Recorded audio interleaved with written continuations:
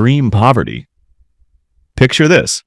You're dropped into a survival game with zero resources, no tutorial, and the difficulty cranked to maximum. Welcome to extreme poverty, where $2.15 a day is your entire budget. That's less than a single coffee at Starbucks, and you're supposed to survive on it. Let me paint you a real picture here.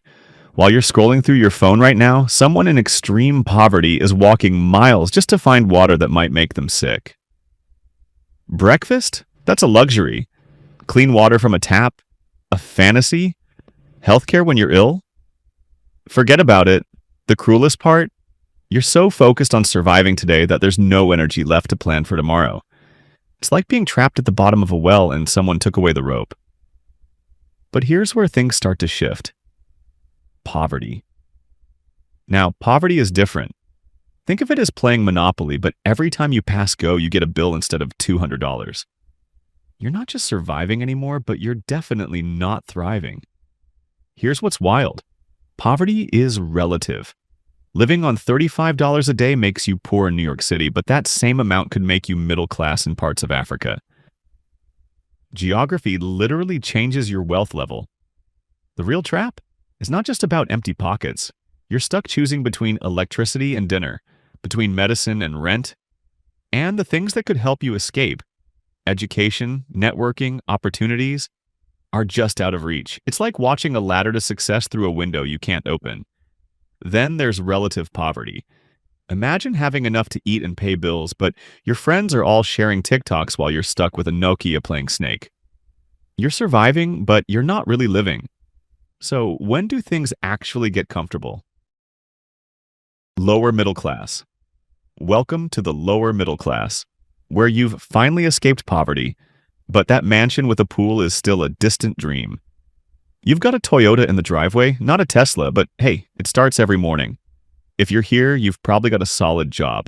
Maybe you're a teacher, an administrator, or working a trade. The bills get paid without panic attacks, but that new iPhone every year?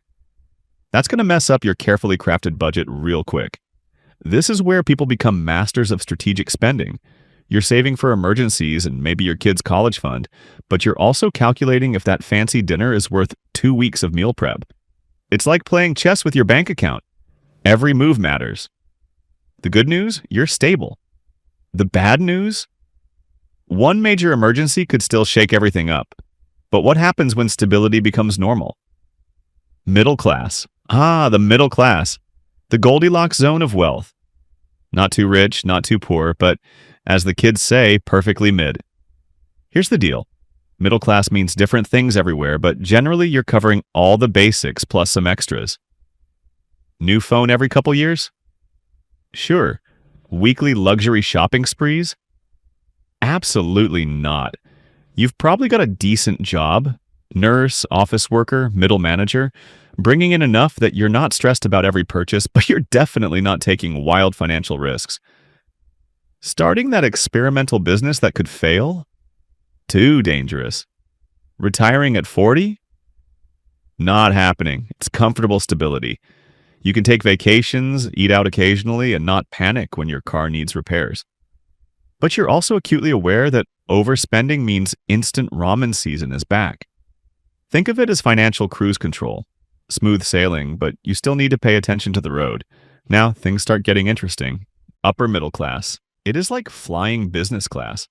You're not crammed in economy, but you can't quite afford those lie-flat first-class seats with unlimited champagne either. You've got legroom, though, and that counts for something.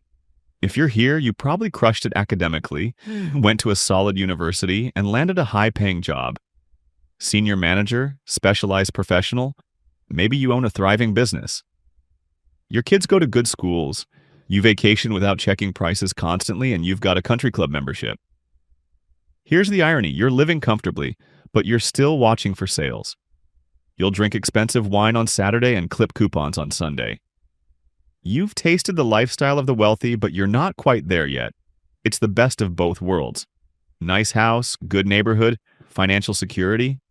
But you're still one major disaster away from dropping a level. You're at the door of rich, but you haven't quite walked through yet. So where does rich actually begin? Affluent. When someone says they're affluent, Picture a beautiful home with art on the walls, high-end furniture, and yes, maybe that grand piano nobody actually plays. You've made it to rich territory, just not stupid rich yet. At this level, you're meeting all your needs and wants with room to spare. Regular vacations to places with names you can barely pronounce? Check. The waiter at your favorite restaurant knows your order? Absolutely. Second property? Why not? The magic word here is choices. You're not just surviving or budgeting carefully, you're actively choosing how to enjoy your wealth. Investment portfolio? Handled.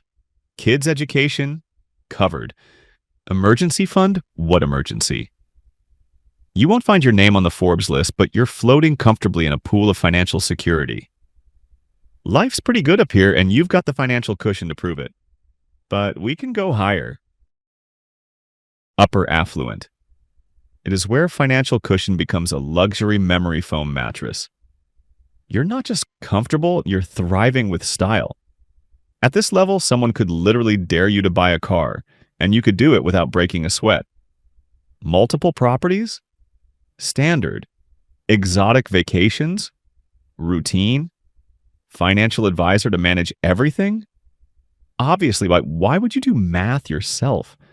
Your social circle is full of other high earners discussing investment strategies, luxury brands, and philanthropy over wine that costs more than most people's monthly rent. You're not just planning for the future, you're actively designing it to your preferences.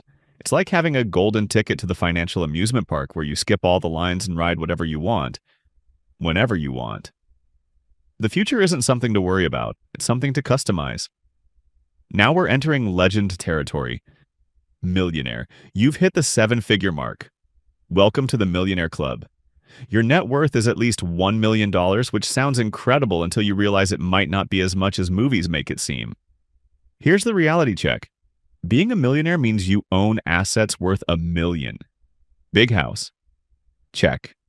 Investment portfolio? Check. Maybe a yacht, if you're fancy. You can live comfortably, retire early if you want, and finally buy that gourmet coffee every morning without guilt. But geography matters massively. $1 million in rural Iowa?